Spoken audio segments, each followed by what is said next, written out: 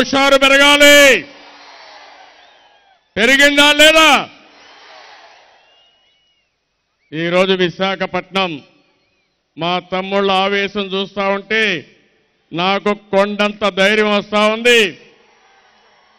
మీ ఉత్సాహం చూసిన తర్వాత కొండనైనా సరే బద్దలు చేస్తానని ధైర్యం నాకు వచ్చింది. ఇక్కడ చూస్తే విశాఖపట్నం ఒక సుందరమైన నగరం. ఏషియాలోనే చాలా త్వరగా శీఘ్రంగా అభివృద్ధి అయ్యే నగరం. ఒకప్పుడు సింగపూర్ మాదిరిగా విశాఖపట్నం కూడా ఒక మత్స్యకారుల గ్రామం. ఈ రోజు మీరు చూస్తే 15 లక్షల జనాభాతో విశాఖపట్నం ఆంధ్ర రాష్ట్రానికి ఆర్థిక రాజధానిగా ఉంది. ఇది గర్వించదగ్గ విషయం. దీనితో నేను తృప్తి పడడం లేదు. ముంబై తర్వాత దేశ ఆర్థిక రాజధానిగా తయారయ్యే స్థలం ఈ విశాఖపట్నం తప్ప వేరే నగరం లేదు. అలాంటి బ్రహ్మాండమైన నగరం ఈస్ట్ కోస్ట్ ఉంది. ఈరోజు మీరు చూస్తే జ్యువెల్ ఆఫ్ ఈస్ట్ కోస్ట్ ఈ విశాఖపట్నం. ఒక పక్క కలకత్తా, ఇంకో పక్క చెన్నై. ఈ రెండు మధ్య ఉండే నగరం ఈ విశాఖపట్నం. ఎంత అభివృద్ధి చేస్తే అంత అభివృద్ధి అయ్యే నగరం అని చెప్పి కూడా నేను మీకు తెలియజేస్తున్నాను. అత్యంత అందమైన నగరం. నాకెప్పుడూ అభిమానం. నేను హైదరాబాద్లో ఉన్న నా మనసంతా ఎప్పుడూ విశాఖపట్నం పైనే ఉండేది.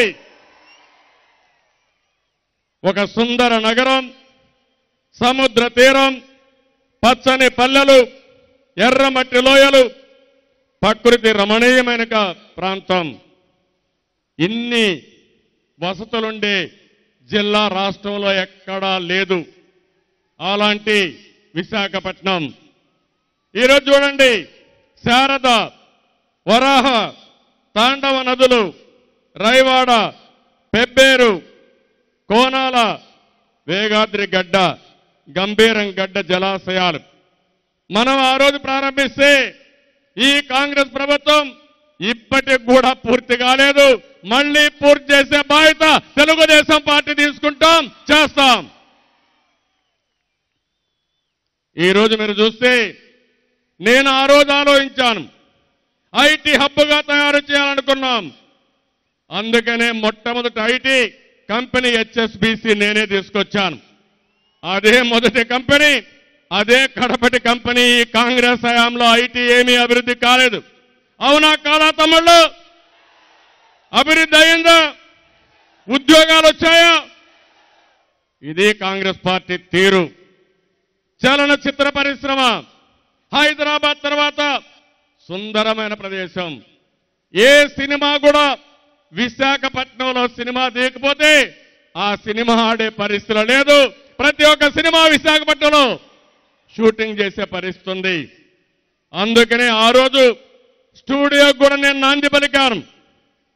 విశాఖపట్నాన్ని ఒక షూటింగ్ కేంద్రంగా, చలనచిత్ర పరిశ్రమ కేంద్రంగా చేయాలని చెప్పి ముందుకు పోయాం. అందులో కూడా ప్రగతి లేదు. పారిశ్రామిక వాడ, విద్య, వైద్యం, వాణిజ్యం అన్నిటికీ ఒక కేంద్రం ఇది. విలువైన ఖనిజాలున్నాయి. ఎక్కడ ఇన్ని ఖనిజాలు లేవు. అవి కూడా ఈ కాంగ్రెస్ నాయకులు దోచుకునే పరిస్థితి వచ్చింది.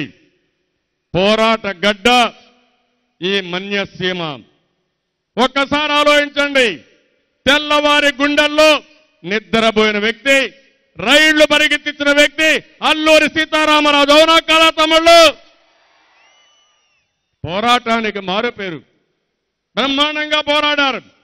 అలాంటి అల్లూరి సీతారామరాజు గారికి నేను ఆ రోజు ఒక మాన్యుమెంట్ తయారు చేయాలి, అక్కడ ఒక టూరిజం కేంద్రంగా తయారు చేయాలి, పిల్లలకు ఒక స్ఫూర్తినివ్వాలనుకుంటే ఈ కాంగ్రెస్ దొంగలు దాన్ని కూడా పట్టించుకోలేదు.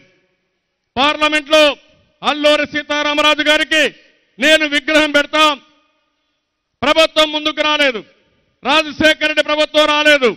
నేను ఆ రోజు ఒక మాట చెప్పాను, అటు ఎన్టీ రామారావు గారి విగ్రహం, అల్లూరి సీతారామరాజు గారి విగ్రహం తెలుగుదేశం పార్టీ ఇస్తామని ముందుకొస్తే అందులో కూడా రాజకీయం చేసి ఇంతవరకు అల్లూరి సీతారామరాజు గారి విగ్రహం పెట్టలేదు. మళ్ళీ రాబోయే రోజుల్లో పార్లమెంట్లో తప్పకుండా అల్లూరి సీతారామరాజు గారి విగ్రహం పెట్టించే బాధ్యత తెలుగుదేశం పార్టీ తీసుకుంటాం. ఇదే కాదు, ఈరోజు ఇంకా చాలా విషయాలు మీరు ఆలోచిస్తే ఈ విశాఖపట్నం విప్లవ కవి శ్రీశ్రీ అక్షరాలు మండే అగ్నిపర్వతాలు మహాప్రస్థానం రాసింది ఇక్కడే ఈ విశాఖపట్నంలోనే. క్రికెట్లో తెల్లవాళ్లకే చుక్కలు చూపించిన ఇండియన్ కెప్టెన్ సికే నాయుడు మనవాడే, విశాఖపట్నం వాసి. అదే కాదు, నాయుడు కొట్టిన సిక్సర్స్ దెబ్బ ఇప్పటికీ తెల్లదొరలు మర్చిపోలేకపోయారు. అదే మరిగా ఆయన కొట్టిన బంతిని శుభ్రంగా లార్డ్స్ లో దాచుకున్నారంటే అది విశాఖపట్నం దెబ్బ. ఈ కాంగ్రెస్ పార్టీ గుర్తుపెట్టుకోవాలి, సోనియా గాంధీ గుర్తుపెట్టుకోవాలి. రేపు మీరు కొట్టే దెబ్బ సోనియా గాంధీకి ఇటలీ వరకు తగ్గే పరిస్థితి ఉండాలి. అంతేకాదు, ఈరోజు మీరు తమ్ముళ్ళు ఒక్కసారి చూడండి, ప్రముఖ కవి గురిజాడ అప్పారావు. ఏం తమ్ముళ్ళు జ్ఞాపకం ఉందా? మనవాడే, పక్క జిల్లాలో పుట్టాడు. ఆయన ఒక మాట చెప్పాడు. ఆ రోజు ఆయన మాట్లాడినప్పుడు డామేట్ కథ అడ్డం తిరిగింది డైలాగ్ గుర్తుందా? ఈరోజు మీరు అందరూ గుర్తుపెట్టుకోవాలి, సోనియా గాంధీ కుట్ర రాజకీయాలు చేసింది, అవినీతి రాజకీయాలు చేసింది. అది తిప్పి కొట్టడానికి విశాఖపట్నంలో ప్రజాగర్జన ఆరోది.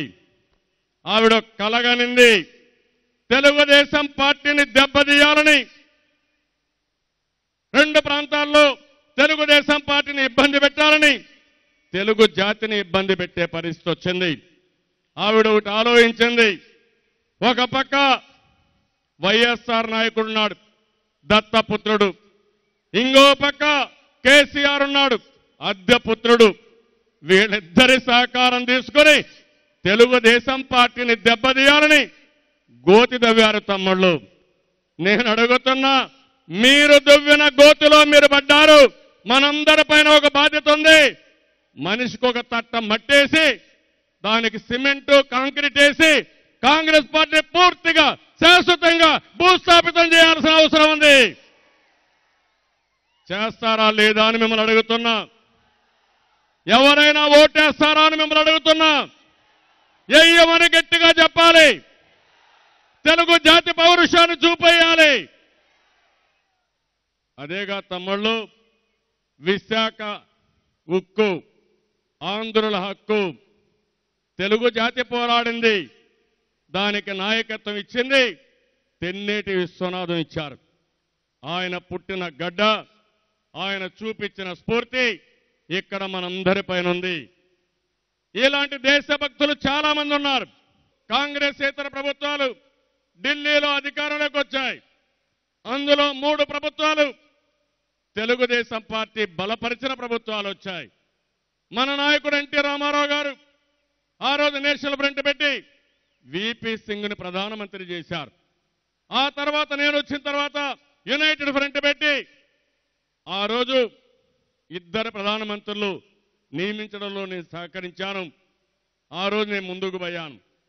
ఆ తర్వాత ఎన్డీఏ వస్తే మన సహకారంతో వాజ్పేయి గారు ప్రధానమంత్రిగా ఉన్నారు. తెలుగుదేశం పార్టీ ఎప్పుడూ అధికారం కోసం, పదవుల కోసం తాపత్రయపడలేదు. ఎప్పుడో తెలుగుదేశం పార్టీ ప్రజల కోసం పోరాడాం, ప్రజల కోసం బ్రతికాం. ఆ రోజు నేను అనుకుంటే 10 మంత్రి పదవులు ఇచ్చేవాళ్ళు ఎన్డీఏలో. నేను ఒకటే చెప్పాను, నాకు అభివృద్ధి కావాలి, పదవులు అవసరం లేదు. ఆ స్ఫూర్తితో ముందుకు పోయాం. బ్రహ్మాండంగా ఆ రోజు మనం పనులు చేయించుకోగలిగాం. ఈరోజు మళ్ళీ మీరందరూ ఒక విషయం ఆలోచించాలి. మనల్ని దృష్టిలో పెట్టుకుని తెలుగుదేశం పార్టీని బలహీనపరచాలని కాంగ్రెస్ పార్టీ కుట్ర రాజకీయాలు చేశారు. నేను ఒకటే విజ్ఞప్తి చేస్తున్నా, తెలుగు జాతి మధ్య విద్వేషాలు రెచ్చగొట్టారు. అంతేకాకుండా ఈరోజు తెలంగాణలో ఉండే ప్రజలకి సీమాంధ్ర ప్రజలపైన ద్వేషం లేదు, సీమాంధ్రలో ఉండే ప్రజలకి తెలంగాణ పైన ద్వేషం లేదు. కానీ కాంగ్రెస్ పార్టీ రాజకీయం కోసం, ఓట్ల కోసం, సీట్ల కోసం నానా గడ్డి తినే రాజకీయాలు చేశారు. ఈరోజు మీరు ఒక్కసారి చూడండి, విభజన జరిగిన తీరు అందరూ కూడా అభ్యంతరం చేసే పరిస్థితి వచ్చింది.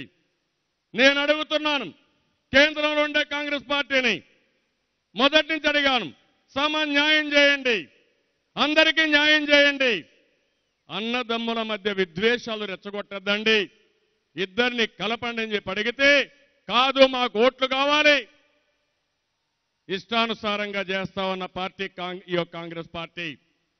నేను ఒకటే మిమ్మల్ని అడుగుతున్నాను, ఈరోజు తెలంగాణ ఉంది, నేనే అభివృద్ధి చేశా. హైదరాబాద్ నగరం ఉంది, ఎవడు అభివృద్ధి చేశారని అడుగుతున్నా. కేసీఆర్ అభివృద్ధి చేశాడా, కాంగ్రెస్ వాళ్ళు అభివృద్ధి చేశారా? ఏ తమ్ముళ్ళు మీరే చెప్పండి. ఏమమ్మా ఆడబిడ్డలు మీరు చెప్పండి.